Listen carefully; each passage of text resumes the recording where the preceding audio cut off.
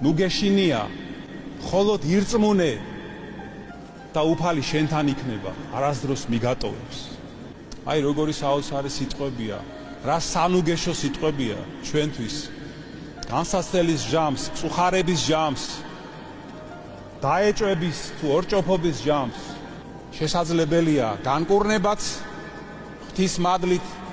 და მკვეთრით აღდგომაც ჩვენი თუ გვექნება რწმენა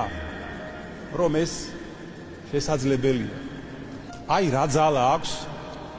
ძვირფასო ძმებო და დებო ცოცხალ რწმენას და ასეთი რწმენით ქრისტესთან მიახლებას მტკიცე რწმენით და სიმდაბლით მივიახლებით მაცხოვარს და შევთხოვთ ჩვენი ცოდვების მიტევებას და განკურნებას იგი შეგვინდობს ჩვენ და განკურნავს რამე თუ ის არის კურნალი სულთა და ხორცთა ჩვენთა და მხოლოდ მას ჩვენის ყოველი დიდება პატივი და თაყვანისცემა თარა მამით და სული წმინდით ატა მარადის და უკუნითი უკუნისამდე ამინ